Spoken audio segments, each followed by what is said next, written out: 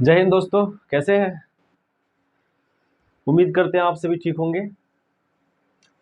चलिए आगे बढ़ते हैं। प्रतिशत हम लोग पढ़ रहे थे, है ना। टाइप 2 है हमारा, ठीक है। और टाइप 2 का आज लास्ट क्लास है, ठीक है। अच्छे से समझेंगे।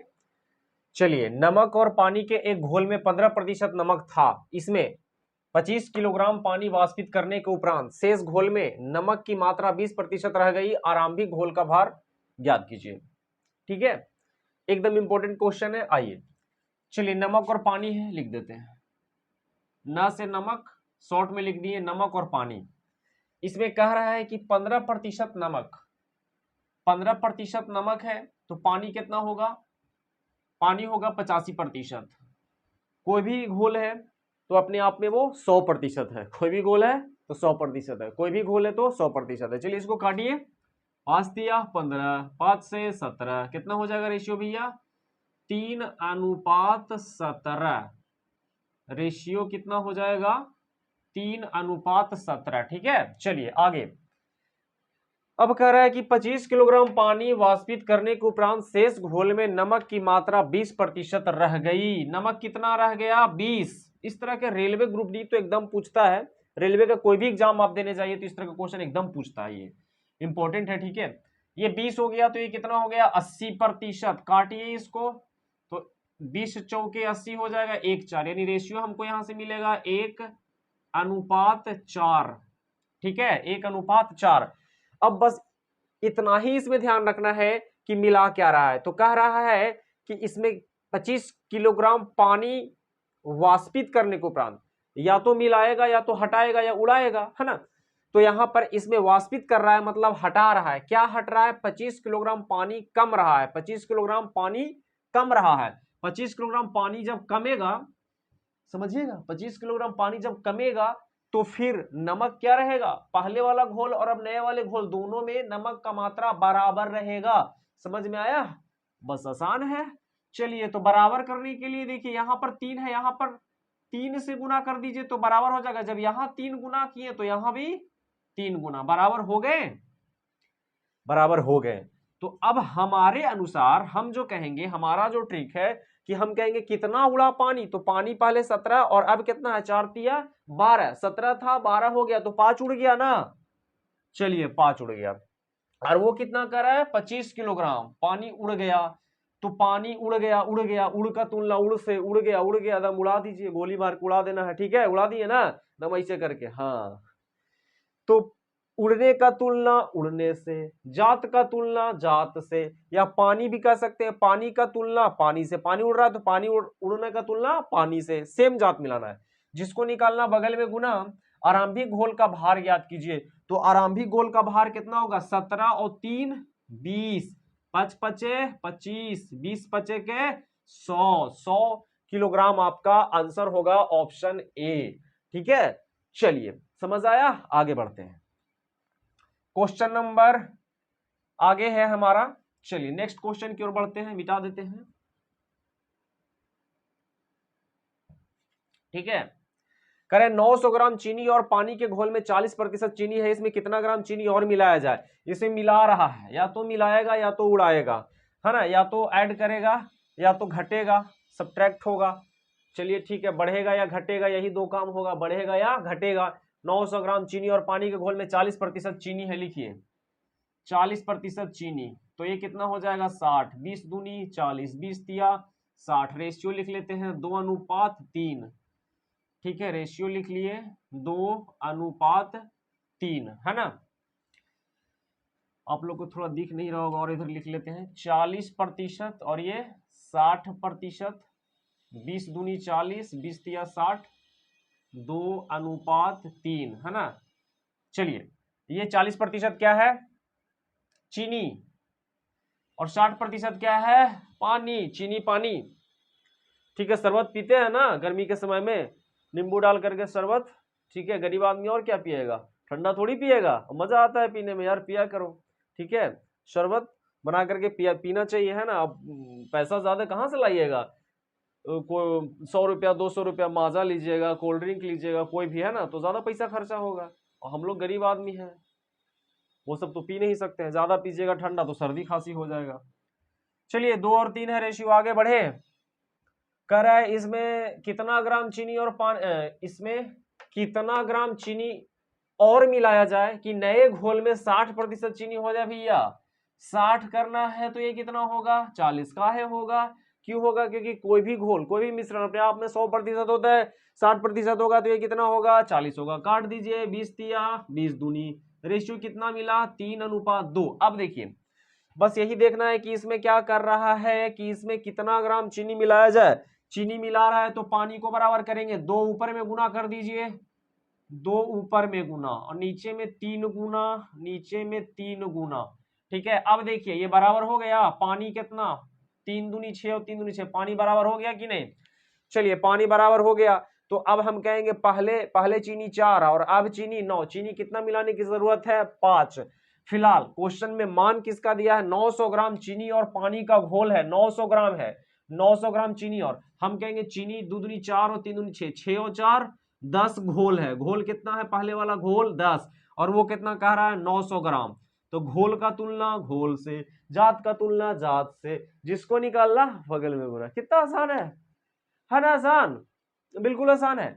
अब बोल रहा है कि कितना मिलाएं, चीनी, चीनी कितना 4 और करना कितना है 9, तो 4 है 9 करना है, कितना मिलाएंगे 5, 0 से 0 9 पचे 45, 450 ग्राम आपको चीनी मिलाना पड़ेगा। B answer. चलिए नेक्स्ट क्वेश्चन की ओर हम लोग बढ़ते हैं। बहुत बेहतरीन, आगे बढ़े। समझ में आ रहा है नहीं बचवा, बचवा समझ में आ रहा है बचवा, आगे बढ़े। मन लग रहा है पढ़ने में ना, चलिए मन लगेगा, धीरे धीरे सब कुछ होता है। किसी विद्यालय में कक्षा 10 की परीक्षा में लड़कियों का औसत प्राप्तांक 73 है, लड़कों का औसत प्राप्तांक 71 है। यदि इस कक्षा के सभी विद्यार्थियों का औसत प्राप्तांक 71.8 है तो लड़कियों तथा लड़कों का प्रतिशतता ज्ञात कीजिए। बिल्कुल, देखिए इसको एलिगेशन से बनाइए। क्या कर रहा है, 73 लड़कियां, गर्ल्स कितना है, गर्ल्स का औसत है, लड़कियां का औसत 73 है, लड़का का कितना है, तो लड़का का कह रहा है, लड़का का 71 है, लिख दिए 71 और कह रहा है कि कक्षा के सभी विद्यार्थियों का 71.8। क्या बात है। चलिए इसमें इसको घटा दीजिए तो कितना आ जाएगा, 0.8 आ जाएगा। यहाँ रेशियो इसमें 0.2 जोड़िएगा तो 72, 72 और 1 73 यानी 1.2। चलिए पॉइंट से पॉइंट कैंसिल, 4 दूनी 8, 4 तिया 12, रेशियो कितना मिल गया, 2 और 3। पूछ रहा है लड़कियों और लड़कों का प्रतिशत। देखिए तो लड़की कितना है 2, लड़का कितना है 2, 3, लड़का कितना है 3, लड़की कितना है 2। तो हम निकालते हैं प्रतिशत लड़की, प्रतिशत लड़की, तो लड़की चाहिए, लड़की कितना 2, टोटल कितना में 5 में, प्रतिशत के लिए 100, समझ रहे हैं ना। चलिए 5 से 20, 20 दूनी के 40%, 40% का हो गया, लड़की हो गया। अगर लड़का निकालना है तो ऐसे नहीं निकालेंगे, डायरेक्ट कहेंगे 60%। काहे भैया, क्योंकि कोई भी अगर मान लेते हैं लड़की हो गया 40% तो लड़का कितना हो जाएगा 60%। विद्यालय अपने आप में 100%, लड़का लड़कियों की संख्या अपने आप में 100%। तो चलिए 40 और 60 वाला देख लीजिए, लड़की, यहाँ पूछने पे ध्यान दीजिए, लड़की पहले पूछा है तब लड़का, तो मैंने भी निकाला है लड़की, लड़की कितना 40 और 60, 40 60 किसमें है, ऑप्शन ए में है, 40 और 60%। ठीक है, चलिए आगे बढ़े, बिल्कुल आसान है। नेक्स्ट क्वेश्चन की ओर।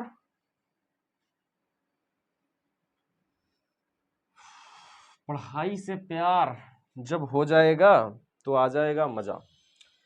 किसी गांव की जनसंख्या 20,000 थी, यदि अगले वर्ष पुरुषों की संख्या में 48% तथा महिलाओं की संख्या में 56% वृद्धि होने के उपरांत गांव की जनसंख्या 30,000 हो जाती है, ज्ञात कीजिए वृद्धि से पहले गांव में पुरुषों की संख्या कितनी थी। चलिए बढ़ गया है, पहले 20,000 था, अब 30,000 हो गया। चलिए देख लेते हैं कितना बढ़ गया, 10,000, तो प्रतिशत निकालिए वृद्धि, ये प्रतिशत वृद्धि है, मतलब 20,000 से 30,000 हुआ 10,000। 10,000 में हमें ये नहीं पता है कि कौन कितना बड़ा है, लेकिन सम्मिलित रूप से है ना, उसमें महिलाएं भी और पुरुष दोनों 10,000 बढ़े हैं। ठीक है, दोनों 10,000 बढ़े हैं, तो दोनों का वृद्धि निकालते हैं, दोनों का। तो पहले 20,000 अब 30,000, तो कितना बढ़ गया? 30,000 में से अगर हम घटा दे 20,000 तो कितना आ जाएगा? 10,000। ठीक है ना? चलिए, तो अब हम प्रतिशत वृद्धि के लिए सबसे पहले वृद्धि कितना? 10,000। वृद्धि किससे हुआ? तो पहले कितना था हमारा? 20,000, अब 30,000, तो 20,000 से बढ़ा, मैंने बताया था से का, तो 20,000 नीचे लिखेंगे। प्रतिशत के लिए 100। चलिए 1 2 3 4 खत्म। बच कितना गया? यानी हमारा आया 50%। ठीक है, 2 से कटे 100 कटेगा 2 से तो 50%। यानी ये पता चल गया कि महिला और पुरुष दोनों, अगर मैन है और वुमेन है तो ये दोनों बढ़ा है कितना? 50%। और दोनों वाला कहां लिखते हैं? बीच में।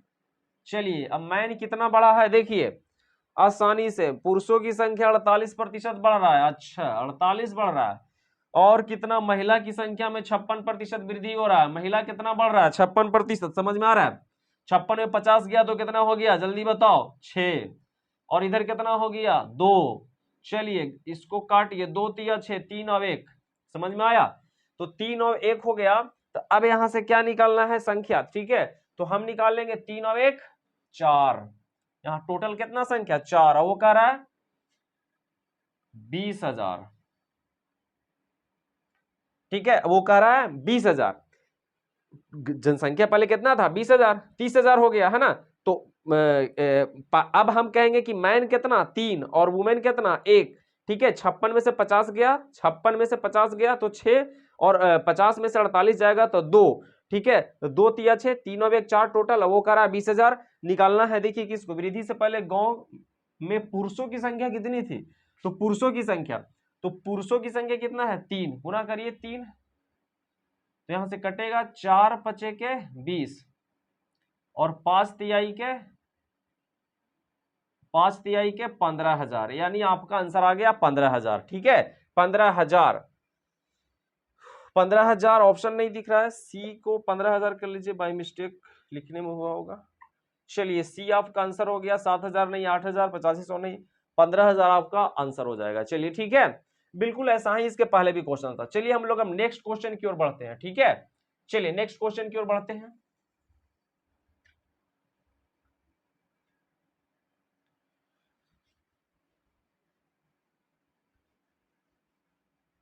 एक व्यक्ति अपनी आय का 75% खर्च करता है। उसकी आय में 20% वृद्धि होने पर वह अपने खर्च में 10% वृद्धि कर देता है। उसकी बचत में कितना प्रतिशत वृद्धि होगा? चलिए लिखते हैं, आय, खर्च और ये बचत। आय 100 होता है, खर्चा कितना कर रहा है? 75%। चलिए 75 लिख दीजिए, क्योंकि 100 का 75% निकालेंगे तो 75 आएगा। 100 में 75 रुपया खर्चा किया, बचाया कितना? 25 रुपया। आगे बढ़िए, तो कह रहा है 20% वृद्धि हुआ उसका आय। पहले आय कितना? 100, 20% वृद्धि होगा तो 100 में 20 जोड़ेंगे 120। आगे बढ़िए, खर्च में 10% कह रहा है वृद्धि। खर्च में क्या कह रहा है? 10% वृद्धि। तो खर्च पहले कितना? 75, 75 का 10% 7.5, 75 में 7.5 जोड़िएगा तो 82.5। चलिए अब देखिए कि पहले आय 120, पहले तो आय 100 था, 20% वृद्धि होने के बाद 120, तो अभी का आय है 120 और अभी का खर्च है 82.5। तो अभी का आय में से अभी का खर्च घटाइएगा तो अभी का बचत आ जाएगा। तो इसमें घटाइएगा तो आ जाएगा आपको 37.5। ठीक है, 5 हो जाएगा, 9 में से 2 गया 7, 11 में से 8 गया 3, 37.5। आपको जो निकालना है उसकी बचत में कितना प्रतिशत वृद्धि, तो प्रतिशत वृद्धि लिखिए, बचत वाला बचत निकालना है। वृद्धि तो पहले 25 था, अब 37.5 हो गया। ठीक है, तो कितना वृद्धि हो गया? तो घटाइएगा तो 0.5, 7 में से 5 गया 2 और 3 में से 2 गया 1, 12.5। वृद्धि कितना हो गया? 12.5। किससे हुआ? 25 से। प्रतिशत के लिए 100, 25 चौके 100, 12.5 चौके करिएगा तो 50% आपके आंसर हो जाएंगे। चलिए नेक्स्ट क्वेश्चन बढ़ते हैं। ठीक है, नेक्स्ट क्वेश्चन, सेव के मूल्य में 25% कमी होने पर एक ग्राहक, ठीक है इसको मिटा देते हैं, समझ में आ रहा है? ठीक है, सेव के मूल्य में 25% कमी होने पर ग्राहक को 240 रुपया में 2 किलोग्राम अधिक सेव मिलता है। आप पैसा लेकर के जा रहे हैं रेट डाउन हो गया है, कोई भी सामान खरीद रहे हैं, मूल्य में कमी हो गया है, तो पैसा आपको वापस दिया जाएगा। लेकिन आप कहेंगे कि नहीं, जो पैसा वापस कर रहे हैं उसके बदले हमें सामान दे दीजिए, तो सामान आपको ज्यादा दिया जाएगा क्योंकि मूल्य में कमी आ गया है। ठीक है, चलिए, तो कह रहा है कि सेब के मूल्य में कमी आ गया 25%, पैसा कितना लेके जा रहा है 240। चलिए 240 का आप निकालिए 25%, 25% यानी 1/4 भी लिख सकते हो।